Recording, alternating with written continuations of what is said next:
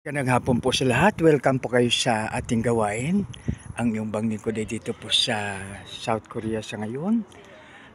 To God be all the glory, honor and praise. And praise God for successful trip.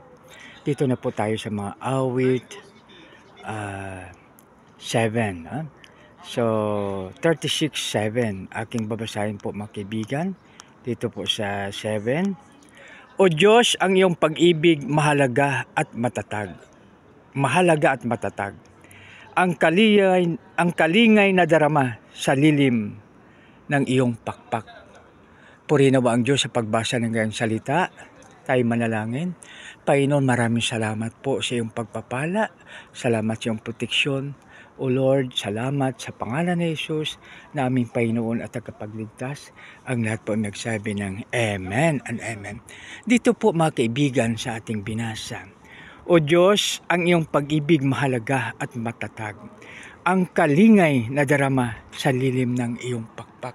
Mga kaibigan, ano man ang ating nararanasan, ano man ating sitwasyon, ano man ang ating kalagayan, no need to worry. Bakit po? O Diyos, ang iyong pag-ibig mahalaga at matatag. Ang kalingay na darama sa lilim ng iyong pakpak. Nakita niyo po ba mga kaibigan ang manok?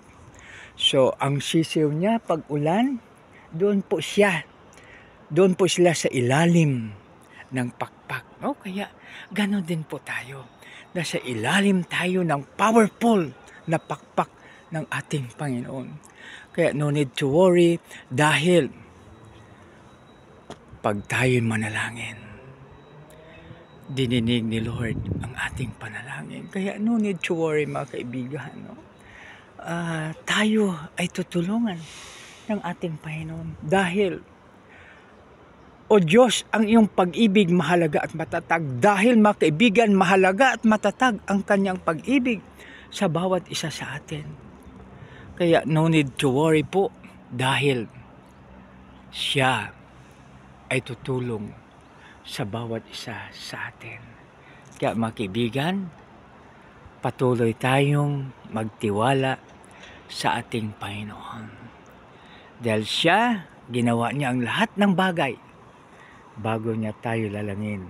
Ibig sabihin mga kaibigan, love na love tayo ng ating Panginoon at ang kalingay na darama sa lilim ng iyong pakpak. So ibig sabihin, iingatan tayo. Tulad ng pag-iingat ng ating mga mata sa ating mga mata mga kaibigan. Kaya iniingatan tayo ng ating Panginoon. Sa muli isang maganda, mapagpala, mapagbiyaya at makadiyos na hapon sa bawat isa. Tayo na po ay manalangin. Panginoon, maraming salamat po sa iyong proteksyon, O Lord. Thank you very much, my Lord. You're so good. You're so wonderful.